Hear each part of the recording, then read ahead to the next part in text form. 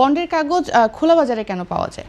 একটু আগে জনাব শাহরিয়ার বলেন যে এটা এনবিআর বা সরকারের, কিন্তু কালোবাজারে এটা করছে তো আপনাদের সদস্যরাই। সেক্ষেত্রে আপনি কি বলবেন? শুনেন, চোর শুধু ব্যবসায়ীদেরকে কিন্তু আপনি সবাই বলে কি চোর ডাকাত, হ্যাঁ, অসাধু, হ্যাঁ, অনৈতিক, এইসব সবই কিন্তু যত রকমের বিশেষণ আছে সবই বলে। যেটা রাষ্ট্রবিরোধী, যেটা আইন অমান্যকারী, সে অপরাধী।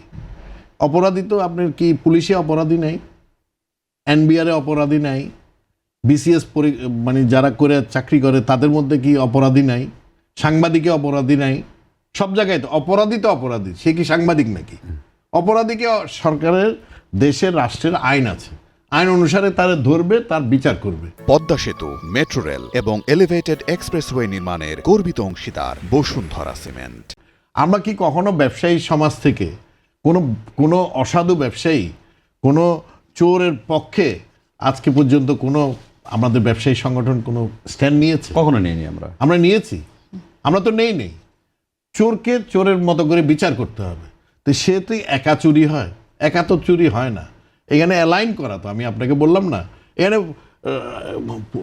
কি বলে মাস্তান পর্যন্ত জড়িত, কারণ সে জানে যে এটা অবৈধ, তাকেও ওইখানে টাকা দিতে হবে। আমি এই জায়গায় একটু অ্যাড করি, একটা সেকেন্ড শুধু।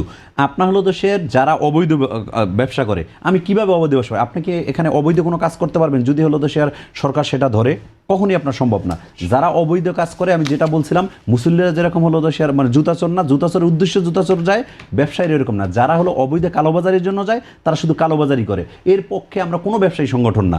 এর সাথে আপনি এনবিআরকে উদাত্ত আহ্বান জানাই, সরকারের আহ্বান জানাই। এই কালোবাজারি যারা করে তাদের হলো দেশের বিপক্ষে আমরা আছি। আপনারা তাদেরকে ধরেন। আমাদের কখনই কোনো ব্যবসায়ী সংঘাত বর্তমানে ছিল না, আগেও ছিল না, ভবিষ্যতেও থাকবে না, বর্তমানে। এক মিনিটে কি আমি বলতে পারি? আধা মিনিট একটু। সেটা হলো যে শাহরিয়ারের পক্ষেই বলতে চাই। সেটা হলো যে দেখেন, আমাদের এই যে ব্যাকওয়ার্ড লিঙ্কেজ এক্সপোর্টের এগেনস্টে, সেটা হলো যে সে ওটার সাথে কাজ করে। সেটার প্রায় 7 থেকে 8 বিলিয়নের আমাদের মার্কেট। এই মার্কেটটা কিন্তু একসময় পুরাটাই কিন্তু আমাদের বাংলাদেশিরাই করতো। ওই যে বললো না, এখন কমপ্লায়েন্স, এখন কিন্তু বায়াররা যখন দেখলো, বায়ারদের লোকজন 8 বিলিয়নের এখানে একটা বিরাট চাঙ্ক আছে, তখন তারা মাল্টি ন্যাশনাল কোম্পানি আইনা ইপিজেডে ঢুকাইয়া ওরা নমিনেটেড করে দিচ্ছে যে আমি গার্মেন্টসে অর্ডার দিচ্ছি, তুমি ওর থেকে অ্যাক্সেসরিজ করে নিতে।